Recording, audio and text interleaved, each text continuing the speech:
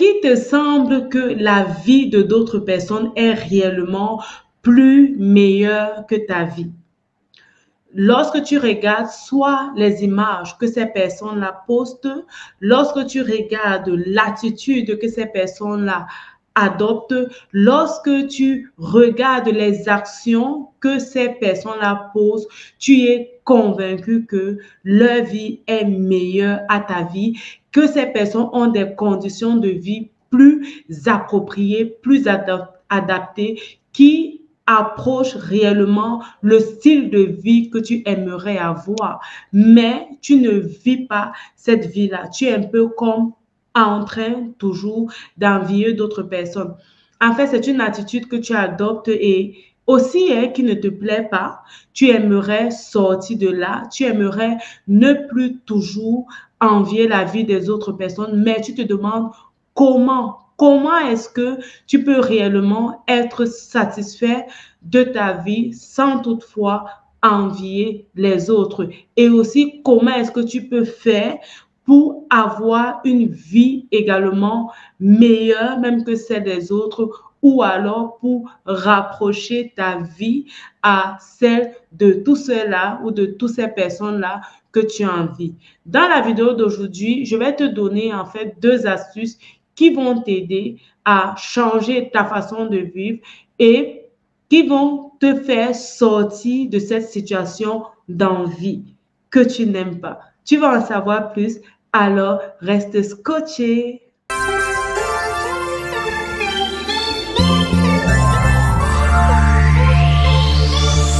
Salut, bienvenue à cette nouvelle émission, bienvenue à quelques minutes d'encouragement. Je suis très contente de pouvoir faire enfin cette vidéo aujourd'hui. Ce thème est dans mon cœur déjà depuis peu, mais je n'avais pas pu vraiment réaliser cette vidéo, finalement tourner cette vidéo, et je tiens aussi à m'excuser pour le silence. La semaine passée, je n'ai posté aucune vidéo sur cette chaîne. Je vous demande de m'excuser de mon silence et pour des raisons indépendantes de ma propre volonté. Alors aujourd'hui, je suis là avec un nouveau thème. Comment arrêter d'envier les autres et de réellement vivre cette vie que nous désirons, réellement être épanoui, être épanoui sur le plan spirituel, être épanoui sur le plan financier et être épanoui sur le plan familial. Nous sommes suivis de gratitude. Je suis Myriam Tapso, ta motivatrice spirituelle. Si tu es là pour la première fois, alors n'hésite pas de t'abonner et de me poser tes différentes questions, les questions en fait qui te touchent et qui t'empêchent réellement de vivre ta vie de rêve. Je me ferai réellement le plaisir de partager avec toi les astuces que Dieu me met à cœur pour nous aider en tant que chrétiens, en tant que citoyens sur cette terre, de réellement vivre épanoui. Alors, je connais également ces situations-là où on envie la vie des autres personnes. Ok, tu as peut-être quelqu'un dans ton entourage qui réussit à tes yeux. Oui, je préfère dire à tes yeux parce que chacun a sa réalité. Et comme on dit au Cameroun, tout ce qui brille n'est pas or. Donc, ce n'est pas parce que quelqu'un te présente une vie qui brille que forcément la vie de cette personne-là brille. Mais toutefois, ok, on se base sur ce qu'on voit. On voit une personne qui a une vie qui brille, peut-être sur le plan familial, une personne qui a une vie qui brille sur le plan financier, une personne qui a une vie qui brille sur le plan spirituel, et on aimerait réellement être comme cette personne-là. Déjà, ce que je veux que tu saches, c'est que l'envie n'est pas quelque chose de bien. L'envie n'est pas un comportement d'un enfant de Dieu, ok? L'envie va te faire parfois ne plus vivre ta vie, mais vivre la vie des autres personnes. Donc, j'aimerais réellement que tu sortes de l'envie et que tu arrêtes de convoiter la vie des autres personnes. Donc, ça, c'est ce que je vais te dire de prime abord avant de te donner les conseils qui m'aident à ne pas envier les autres, ok, et aussi qui m'aide à améliorer ma vie à l'image de la vie que j'aimerais avoir et de la vie que Dieu a prévu que je puisse vivre sur cette terre. Parce que ce qui est clair, c'est que lorsque Dieu nous envoie sur cette terre, j'aimerais réellement que tu sois conscient ou alors consciente de cela. Lorsque Dieu nous envoie sur cette terre, il a une mission qui est pour nous. Il y a quelque chose que nous devons faire. Il y a un plan que nous devons accomplir sur cette terre. Et si nous voulons réellement vivre cette vie, nous devons être en accord avec la volonté de Dieu pour nous. Donc, nous devons déjà être conscients qu'il y a cette vie que Dieu aimerait que nous vivions et nous devons nous rapprocher de Dieu pour qu'il nous donne justement la conduite à tenir et qu'il nous montre en fait ce qu'il a déjà mis en nous et qui va réellement nous permettre de vivre cette vie. Alors, la problématique d'aujourd'hui, c'est qu'on envie la vie des autres personnes.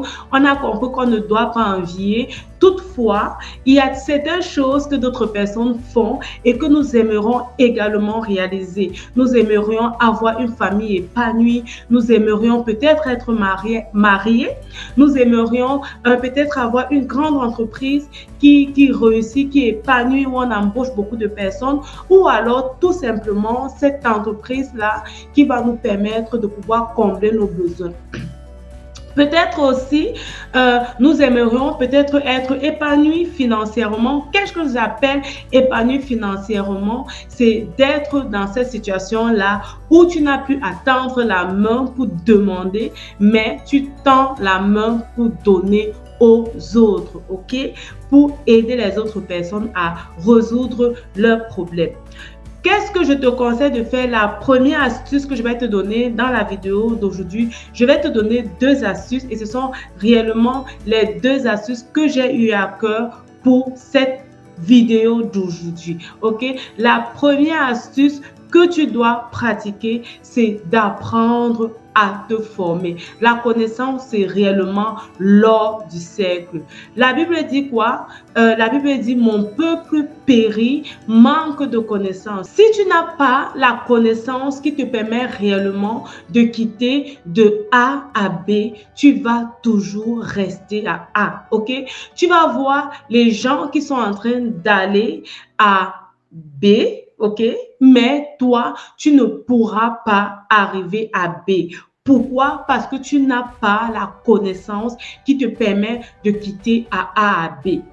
Alors, si tu vois quelqu'un qui est épanoui financièrement, tu as peut-être autour de toi un ami ou une amie qui ne pleure jamais les fins du mois. Et tu te demandes, mais comment est-ce qu'il fait ou alors comment est-ce qu'elle fait pour pouvoir tenir jusqu'à la fin du mois sans pleurer, sans passer par cette crise de on attend que le salaire tombe? C'est parce que la personne connaît gérer ses finances. La personne connaît gérer l'argent qu'elle reçoit tous les mois comme toi, ok?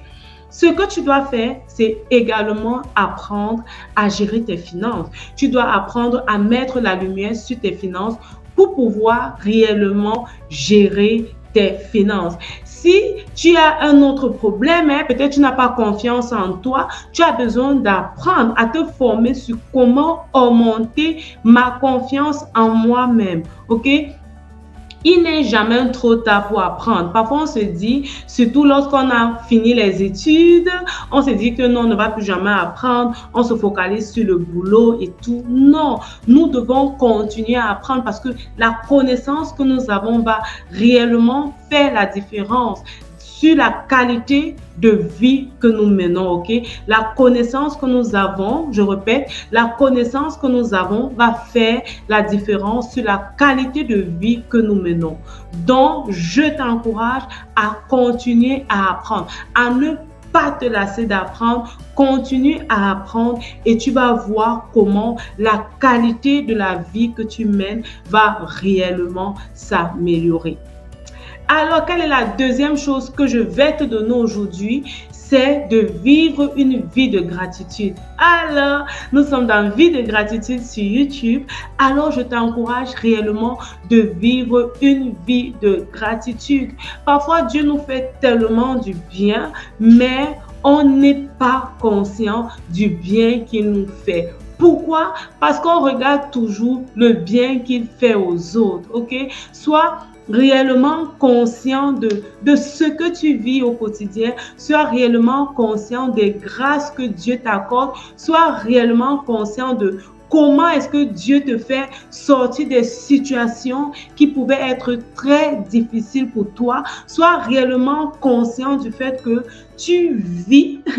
Parfois on se dit que la vie c'est un acquis parce qu'on a pris l'habitude de dormir et de se lever. La vie c'est réellement un bien précieux, je dirais le bien le plus précieux de ce monde pour lequel on ne peut réellement pas assigner un prix. Quelle est la valeur de la vie d'un enfant? Quelle est la valeur de la vie d'un adulte? Quelle est la valeur de la vie d'un retraité, d'un parent? Même les scientifiques n'arrivent pas à donner un prix à la valeur d'une vie. C'est vrai qu'on va dire que la valeur de la vie d'une personne dépend de toutes les réalisations que cette personne a déjà accomplies sur cette terre.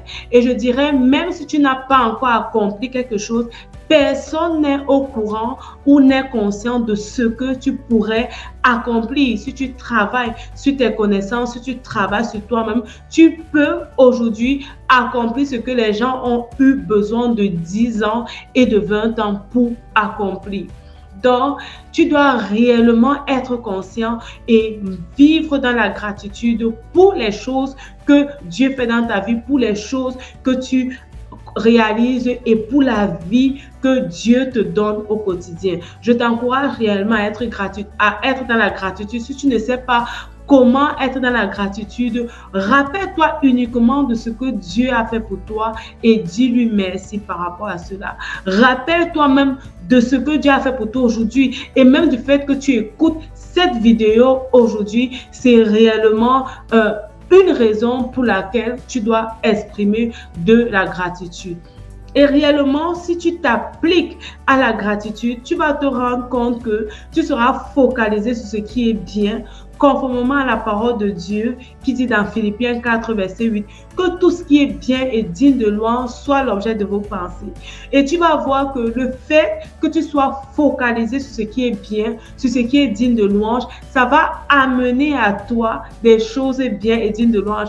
Comment est-ce que ça amène à toi des choses bien et dignes de louange? C'est juste que tu deviens plus conscient de ce qui est bien et digne de louange. Tu deviens plus conscient de ce qui t'amène la joie, tu deviens plus conscient de ce qui t'amène le bonheur au point de ne plus vivre ou alors de ne plus être conscient de ce qui ne t'amène pas le bonheur. Tu te rends compte que si tu es toujours content, tu vas voir que les situations qui enlèvent ta joie vont diminuer de plus en plus et même lorsqu'elles vont venir, la façon avec laquelle tu vas les aborder vont uniquement te permettre de toujours être heureux et de toujours être dans la gratitude. Je t'encourage aujourd'hui à arrêter d'envier la vie des autres, ok? Arrête d'envier la vie des autres parce que l'envie déjà est un péché. L'envie n'est pas du tout une bonne chose. Arrête d'envier la vie des autres et travaille sur ta propre vie. Comment?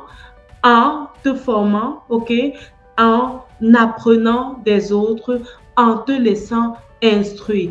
Et ensuite, travaille sur ta propre vie en pratiquant la gratitude au quotidien. J'espère que cette vidéo t'a plu. Partage avec moi en commentaire ce que tu penses sur la thématique. Rappelle-toi, ta vie c'est un don de Dieu et la façon dont tu la vis, c'est un don que tu fais à Dieu. Que Dieu te bénisse. Merci de t'abonner et on se dit à la prochaine sur Vie de gratitude. Bye bye.